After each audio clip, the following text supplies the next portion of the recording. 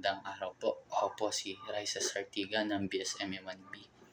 At ito po ang aking movie reflection patungkol po sa pelikulang 3 Idiots. Ang pinaka-tumatak po sa akin sa pelikulang ito po ay yung nalaman po nila na si Rancho po ay isa lamang pong anak ng gardinero. Taliwas po sa pag-akala nila na si Rancho po ay galing sa isang mayaman na pamilya. Kaya po hindi po siya namomroblema o nag-iisip po sa pag-aaral. At siya po ay nagsusot lamang ng uniforme ng kanyang amo upang makapasok po sa paaralan at makapakinig sa klase. At kung matatandaan po natin sa unang bahagi ng pelikula, yun din po ang payo na sinabi niya kay Millimeter po, na siya po ay magsuot lamang ng kahit anong uniform po ng eskwelahang yun at makinig po sa klase na gusto niya pasukan. At ang pinaka-tumatak po sa aking character ay si Rancho po. Kasi po si Rancho, mapagpakumbaba po siya, hindi po siya mayabang, at gusto niya po talaga matuto. Pursigido po siya at gagawin niya po lahat para lang po matuto. At ang tutunan ko po dun na kahit man bumagsak o mag-fail po tayo sa kahit anong subject po, hindi po ibig sabihin nito katapusan na po ng mundo. Kumbaga, madadapa po, matitisod, babagsak, pero hindi po ibig sabihin nito na doon na po matatapos lahat.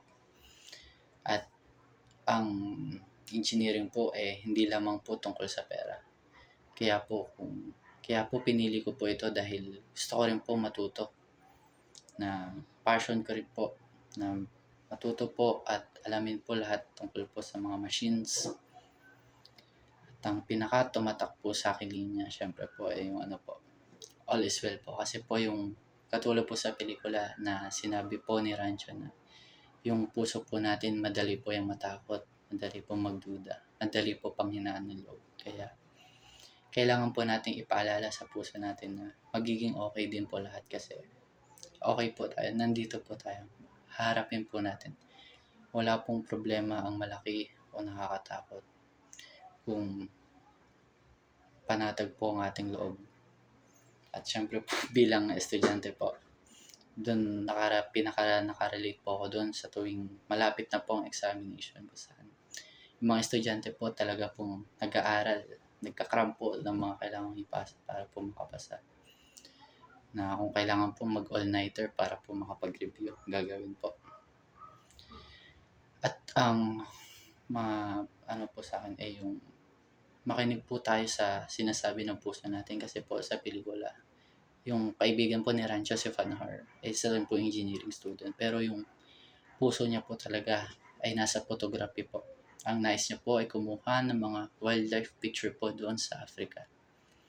Pero ayaw po ng pamilya niya, lalo na po yung tatay niya, dahil gusto niya pong makapagtapos yung anak niya bilang engineer po. At ang huli po ay pumili po tayo ng kaibigan natin na tutulong po sa atin, na makakasama po natin sa di lamang po sa saya, kundi pati rin po sa mga pagsubok, na hindi po tayo susukuan kahit sumuko na po tayo sa sarili natin.